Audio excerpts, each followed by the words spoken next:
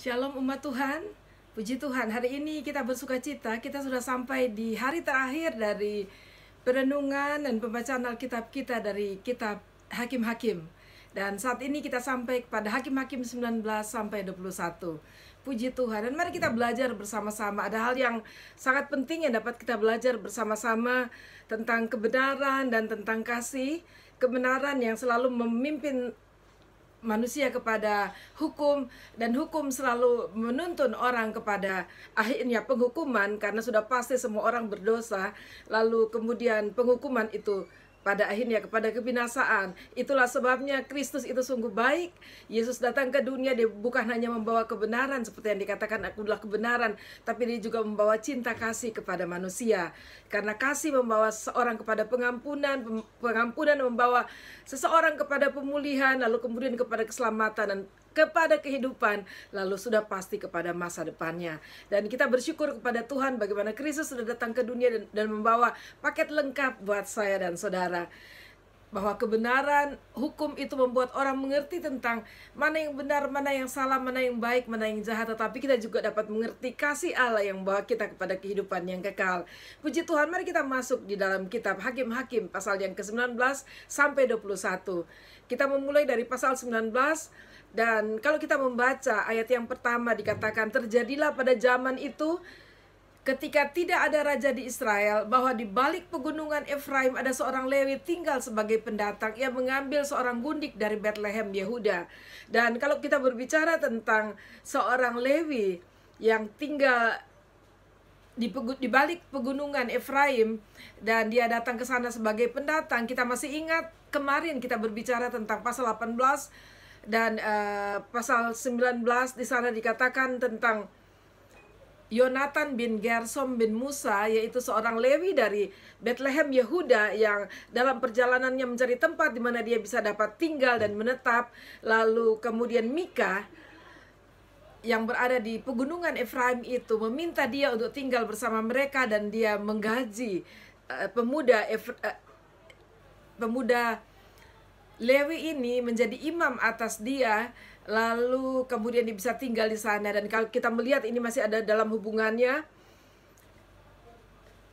dia berjalan bersama-sama dengan bujangnya dan bersama dengan dua pasang keledai. Dia bermaksud untuk pergi menjemput gundiknya. Gundiknya adalah hamba yang diambil dari Bethlehem Yehuda dan ikut bersama-sama. Tetapi setelah diangkat menjadi istrinya, kemudian dia buat serong dan dia kembali kepada orang tuanya di Bethlehem Yehuda. Itulah sebabnya orang Lewi ini pergi ke Bethlehem Yehuda untuk mengambil istrinya atau gundiknya ini. Dan di dalam perjalanannya dia akhirnya mampir di satu tempat, yaitu di daerah dekat Gibea, dan itu adalah daerah ditempati suku Benyamin. Dan inilah insiden yang pertama kali terjadi di situ.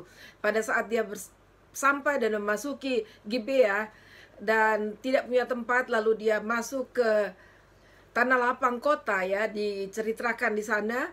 Dan di sana juga dia tidak ada yang tawarin untuk tinggal, sampai kemudian seorang tua meminta dia untuk tinggal di rumahnya. Rupanya orang tua ini juga dia dalam perjalanan balik dari pegunungan Efraim, lalu kemudian dia akan tinggal di Bethlehem Yehuda sebagai pendatang juga di sana. Dan dia mengajak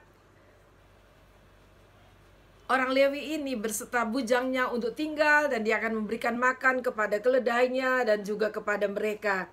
Dan insiden ini terjadi, dan ini merupakan duplikat dari apa yang pernah terjadi di Sodom dan Gomora.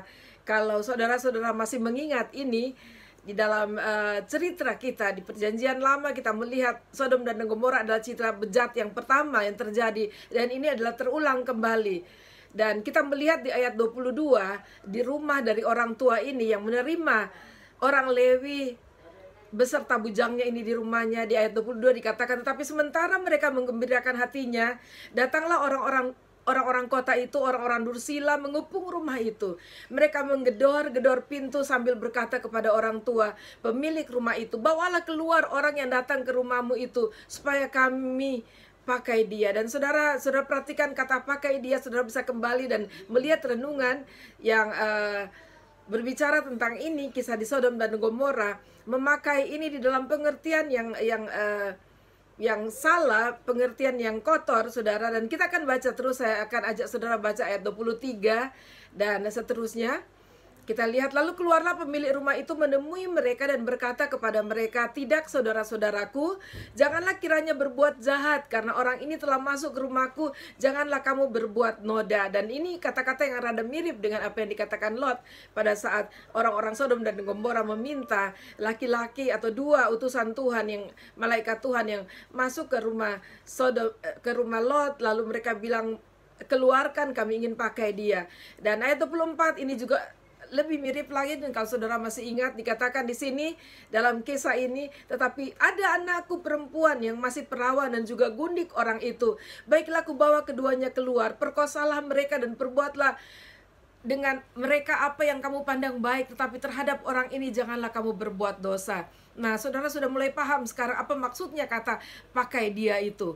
Dan ayat 25, tetapi orang-orang itu tidak mau mendengarkan perkataannya. Lalu orang Lewi itu menangkap gundiknya dan membawanya mereka keluar. Membawa kepada mereka keluar. Kemudian mereka bersetubuh dengan perempuan itu, dan semalam-malaman itu mereka mempermainkannya sampai pagi.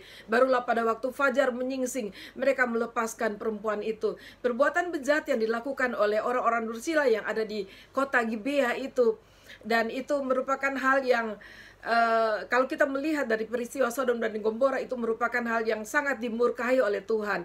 Dan orang Lewi itu juga menjadi marah karena besok paginya pada saat dia keluar, wanita ini berusaha untuk kembali ke rumah di mana mereka menginap, tetapi dia terkulai akhirnya di depan dari orang Lewi ini. Orang Lewi mengangkat dia, tetapi dia sudah mati, lalu membawa dia kembali ke rumah mereka, ke tempat tinggal mereka. Apa yang dilakukan orang Lewi ini yaitu dia memotong menjadi 12 potong ya wanita ini tanpa mematahkan tulang-tulangnya, dikatakan. Lalu dia mengirim kepada setiap suku dan dia menuliskan pesannya, yaitu ayat 30, dan setiap orang melihatnya berkata hal yang demikian belum pernah terjadi dan belum pernah terlihat sejak orang Israel berangkat keluar dari tanah Mesir sampai sekarang. Perhatikanlah itu, pertimbangkanlah, lalu berbicaralah. Jadi dia meminta untuk semua orang Israel dapat berkumpul dan juga dapat memberikan pertimbangan mereka. Dan kita masuk kepada pasal yang ke-20 dan langsung dimulai ayat yang pertama sebagai tanggapan dari orang-orang Israel. Ayat 1, lalu majulah semua orang Israel dan dari Gad sampai Bersheba dan juga dari tanah Gilead, berkumpullah orang itu secara serentak menghadap Tuhan di Mizpah. Dan kita tahu itu pertemuan mereka dengan Tuhan yang sudah beberapa kali mereka lakukan di Mizpah. Di Mizpah yaitu di tempat di mana tabut Tuhan itu ada. Dan orang Lewi itu menceritakan kisahnya lagi kepada mereka semua dan meminta tanggapan untuk mereka. Lalu ayat 8 dikatakan, kemudian bangunlah seluruh bangsa itu dengan serentak sambil berkata, seorang pun daripada kita takkan pergi ke kemahnya, seorang pun daripada kita takkan pulang ke rumahnya. Inilah yang akan kita lakukan kepada Gibea, memeranginya dengan membuang undi. Dan apa yang terjadi? Suku Benyamin yang ada di Gibea bukannya menerima ini dengan baik, lalu mungkin sadar, bertobat dan berubah, tapi mereka malah mengumpulkan kekuatan mereka untuk mereka melawan orang-orang Israel itu. Dan orang Israel juga menanggapi dengan mengumpulkan orang-orang yang bersenjata dari setiap suku Israel. Dan ayat yang ke-12 dikatakan, kemudian suku-suku Israel mengirim orang kepada seluruh suku Benyamin dengan pesan, apa macam kejahatan yang terjadi di antara kamu itu? Maka sekarang serahkanlah orang-orang itu, yakni orang-orang Dursila yang di Gibea itu, supaya kami menghukum mati mereka dengan demikian menghapuskan yang jahat itu dari antara orang Israel. Tetapi Bani Benyamin tidak mau mendengarkan perkataan saudara-saudaranya orang Israel itu. Sebenarnya orang-orang Israel itu berniat baik untuk pemberesan, yaitu yang bersalah yang dihukum. Tetapi rupanya orang-orang suku Benyamin itu tidak menerima dengan baik. Bahkan seperti yang saya katakan tadi, mereka juga mengatur barisan untuk melawan bangsa Israel. Dan akhirnya saudara, terjadi pertempuran, 2 kali pertempuran. Tetapi satu yang saya garis bawahi, hati dari orang Israel ini sebenarnya sudah mulai berpaut kepada Tuhan, dan mereka mencari Tuhan di tengah-tengah situasi yang sulit seperti itu. Dan di situ kita melihat bahwa ada rasa persaudaraan yang sangat kuat yang ada di antara orang Israel. Dan kita membaca di ayat 23 dikatakan, kemudian pergilah orang-orang Israel lalu menangis di hadapan Tuhan sampai petang. Sesudah itu mereka bertanya kepada Tuhan, akan pergi pulakah kami berperang melawan Bani Benyamin saudara kami itu? Dan Tuhan menjawab kepada mereka, majulah melawan mereka. Nah, saudara, kita dapat melihat di sini di dalam persaudaraan, dan mereka adalah satu persaudaraan di dalam bangsa Israel, suku demi suku, dan semua mereka adalah keturunan Yakub dan keturunan Abraham. Tetapi kita melihat bahwa berbagai hal, masalah dan perbuatan-perbuatan yang jahat itu bisa terjadi di antara keluarga juga. Dan kita belajar, saudara, sepanjang ada orang yang memiliki rasa persaudaraan, yang masih mencari Tuhan, merendahkan diri, dan bahkan dikatakan menangis mencari Tuhan. Dan yang menangis itu bukan cuma wanita-wanita, tetapi juga para prajurit-prajurit perang juga, mereka mencari Tuhan dan dengan tangisan. Dan saya percaya bahwa solusi pasti ada bagi orang-orang yang masih sadar dan mencari Tuhan. Dan pertempuran pertama yang terjadi, Israel kelihatannya kalah karena Benyamin dapat menewaskan lebih banyak dari orang-orang Israel daripada mereka sendiri. Lalu mungkin itu membuat Benyamin menjadi besar kepala. Tetapi kita melihat sikap yang baik yang ada di tengah-tengah bangsa Israel, ya suku-suku yang lain selain Benyamin. Di ayat 26 dikatakan, kemudian pergilah semua orang, yakni seluruh bangsa itu, lalu sampai di Betel. Di sana mereka tinggal menangis di hadapan Tuhan, berpuasa sampai senja pada hari itu, dan mempersembahkan korban bakaran dan korban keselamatan di hadapan Tuhan. Dan orang-orang Israel bertanya kepada Tuhan pada waktu itu, ada di sana tabut perjanjian Allah. Dan Pinehas bin Eleazar bin Harun menjadi imam Allah pada waktu itu. Kata mereka, haruskah kami maju sekali lagi untuk berperang melawan Bani Benyamin, saudara kami itu, atau haruskah kami hentikan itu? Jawab Tuhan, majulah, sebab besok aku akan menyerahkan mereka ke dalam tanganmu. Kita melihat bahwa sebenarnya hati mereka susah. Mengapa mereka kalah? Kelihatannya mereka dipukul mundur oleh Bani Benyamin, karena saya rasa ada rasa cinta yang tidak membuat mereka betul-betul ingin memusnahkan saudaranya sendiri atau melawan saudaranya sendiri. Tapi pada saat datang kepada Tuhan, dan kita dapat melihat bersama-sama bahwa mereka sungguh-sungguh memiliki hati untuk bangsanya sendiri. Dan ayat 35 dikatakan, Tuhan membuat suku Benyamin terpukul kalah oleh Israel. Ini adalah masuk ke pertempuran mereka yang kedua. Dan bukan mereka yang memenangkan. Kalau saudara baca dengan teliti, jumlah dari prajurit, orang-orang yang berperang dari suku Benyamin dan juga orang Israel, berarti ke-11 suku yang lain, itu jauh lebih banyak sudah pasti orang Israel. Tetapi mengapa mereka dalam pertempuran pertama kalah? Yaitu karena saya rasa persaudaraan yang masih kuat di dalam mereka, yang tidak sebenarnya rela dan tidak mau untuk menghancurkan keluarganya sendiri.